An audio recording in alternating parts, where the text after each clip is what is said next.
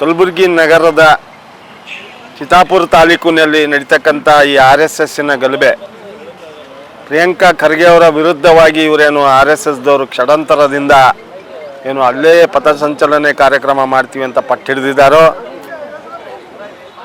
ಇವರು ದೇಶ ವಿರೋಧಿಗಳಾಗಿದ್ದು, ಇವರು ಮನುವಾದಿಗಳಾಗಿದ್ದು, ಇವರು ದೇಶದ ಇತಿಹಾಸವನ್ನು ಕಾಪಾಡಲಾರ್ದಂಥ ಜನ ಆಗಿದ್ದು, ಈ ದೇಶದ ಕಾಪಾಡುವಂಥ ಸುರಕ್ಷತೆ ಭಾರತ ದೇಶ ತಿರಂಗ ಜೆಂಡಾ ಮಾತ್ರ ಈ ದೇಶದಲ್ಲಿ ಹಾರಾಡಬೇಕು ಹೊರತಾಗಿ ಭಗವತ್ ಜೆಂಡಾ ಎಂದು ಯಾವಾಗೂ ಹಾರಾಡಬೇಕು.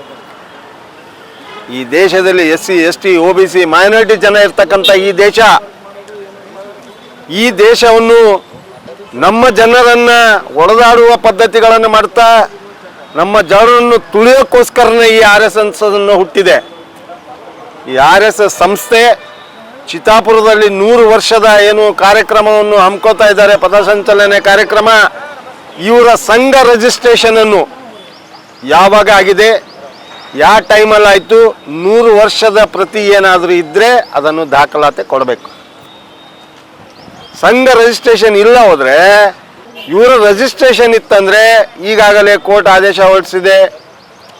2ನೇ ತಾರೀಕದಂದು, ಈಗ DC ಅವರಿಗೆ 24ನೇ ತಾರೀಕದಂದು ಹೇರಿಂಗ್ ಇದೆ. ಎಲ್ಲ ಕಾಪಿಗಳನ್ನು ಕೊಡಬೇಕು, ಸಂಘ ರಿಜಿಸ್ಟ್ರೇಷನ್ ಕಾಪಿ ಕೊಡಬೇಕು, ಪರ್ಮಿಷನ್ ಕಾಪಿ ಕೊಡಬೇಕು, ಎಲ್ಲ ಕೊಡಬೇಕು. ಸಂಘ ರಿಜಿಸ್ಟ್ರೇಷನ್ ಇದ್ದರೆ ಅವ್ರಿಗೆ ಪರ್ಮಿಷನ್ ಕೊಡಿ.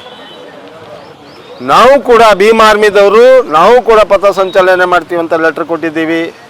ನಮ್ಮದು ಸಂಘಿನ ರಿಜಿಸ್ಟ್ರೇಷನ್ ಕಾಪಿ ಮತ್ತು ಎಲ್ಲ ದಾಖಲಾತಿಗಳನ್ನು ಕೇಳಿದ್ದಾರೆ. ನಾವು ಕೂಡ ಅದನ್ನು ಅರ್ಪಿಸ್ತೇವೆ. ಯಾಕಂತಂದರೆ ಚಿತ್ತಾಪುರದಲ್ಲಿ ನಡೀತಕ್ಕಂಥ ಪ್ರಿಯಾಂಕಾ ಖರ್ಗೆ ಅವರ ಹೇಳಿದ ಹೇಳಿಕೆಗೆ ತಪ್ಪೇನು ಹೇಳಿಲ್ಲ.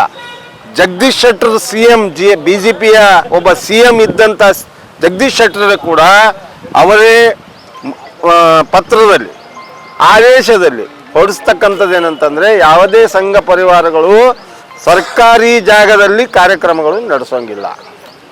ಅದನ್ನು ಪ್ರಿಯಾಂಕಾ ಖರ್ಗೆ ಅವರು ಹೇಳಿದ್ರಲ್ಲಿ ಏನು ತಪ್ಪಿದೆ? ಇವ್ರಿಗೇನು ಕೌಂಟರ್ ಮಾಡಿದಾರ? ಕೇಳೋದ್ರಲ್ಲಿ ಏನು ತಪ್ಪಿದೆಯಾ?